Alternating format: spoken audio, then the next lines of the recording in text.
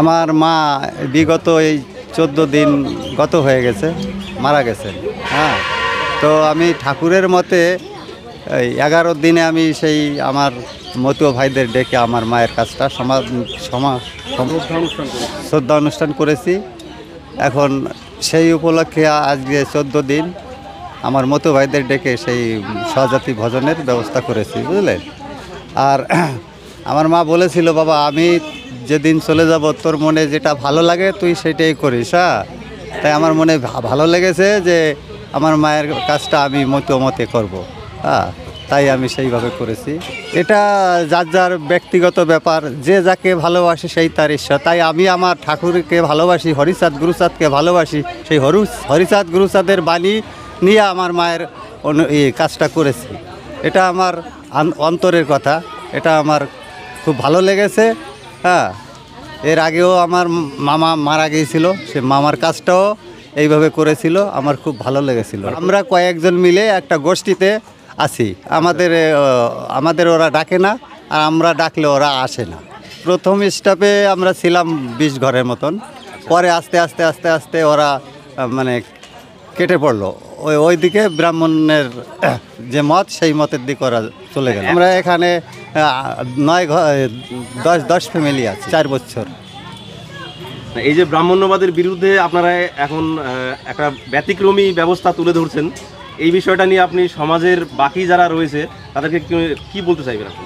আমি তাদেরকে বলতে চাই যে আমি আমার ঠাকুরের মতে কাজটা করব, আপনারা আমার সাথে থাকেন, আর আপনারা যেভাবে করবেন আমিও আপনাদের সাথে থাকব, এইটাই আমি তাদের বলেছি। তারা বলে যে আমাদের মতে করলে পরে আমরা তোমার সাথে আছি, না তো নাই। রবীন্দ্রনাথ মণ্ডল। এটা ব্যতিক্রম আমি বলবো না, এটা 200 বছর আগেই শুরু হয়ে গেছিল। হরিগুচাঁদ ঠাকুর এই দর্শনের প্রবক্তা, তারা একটা ভিন্ন দর্শন দিয়েছিলেন, ভিন্ন ধর্মমত দিয়েছিলেন।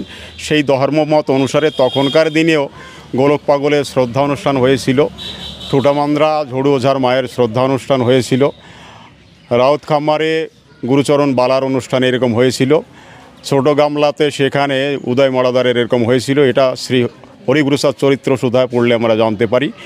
আমাদের দুর্ভাগ্য যে আমাদের 90% ভক্তরা এগুলো জানেন না, যে তখনকার দিনে হরিগুরুচাঁদ ঠাকুর বেঁচে থাকতো এই জিনিসগুলো হয়েছিল। এটা কোনো ব্যতিক্রমী ব্যবস্থা না। আসলে হরিগুরুচাঁদ ঠাকুরের 2 ধরনের ভক্ত, এক দল হচ্ছে অন্তরঙ্গ আর এক দল হচ্ছে বহিরঙ্গ। অন্তরঙ্গ যারা, তারা হরিচাঁদ ঠাকুরকে বুঝতে পেরেছিলেন, অনুধাবন করতে পেরেছিলেন, তারা হৃদয়ে ধারণ করেছিলেন। এই অন্তরঙ্গ ভক্তরা হরিগুরুচাঁদ ঠাকুরের নামে দোহাই দিয়ে যে কোনো মাঙ্গলিক কাজ করে।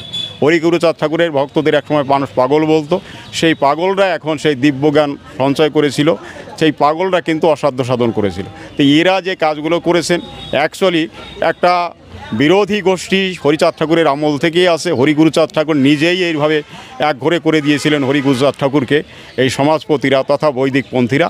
কিন্তু বর্তমানে দেখা যাচ্ছে যে সেই বৈদিকপন্থীরা এখনও রয়ে গেছে। হরিগুরুচাঁদ ঠাকুরের যারা অন্তরঙ্গ ভক্ত, তারা হরি ঠাকুরের নামে দোহাই দিয়ে যে কোনো মাঙ্গলিক কাজ করতে চায়। সেই অনুরাগী ভক্তরা এখনও আসেন, এই হাটডুবকুলে 10-12 ঘর মানুষ এখনও আসেন, যারা হরিগুরুচাঁদ ঠাকুরকে প্রাণে প্রতিষ্ঠিত করেছেন, তারা হরিগুরুচাঁদ ঠাকুরের নামে জীবন নিবেদিত। এই ধরনের যে প্রচলিত যে ব্রাহ্মণ্যবাদ বা ব্রাহ্মণ্য প্রথা, তার বিরুদ্ধে গিয়ে এই যে কয়েকজন ফ্যামিলি, 9-10টি ফ্যামিলি যারা, এরা হরিচাঁদের মতে তারা ব্রাহ্মণকে বাদ দিয়ে যে ক্রিয়া অনুষ্ঠানগুলো করছে, এবং তার ফলে যেটা আমরা জানতে পারছি, তারা কিন্তু একটা বাকি যারা রয়েছে সমাজে বা গ্রামে, তাদের কাছ থেকে কিন্তু একটা চাপের সম্মুখীন তারা হচ্ছে। এই বিষয়টা আপনি কতটা যুক্তিযুক্ত? এখন ব্যাপারটা হচ্ছে এরা তো চাপে অবশ্যই আছে।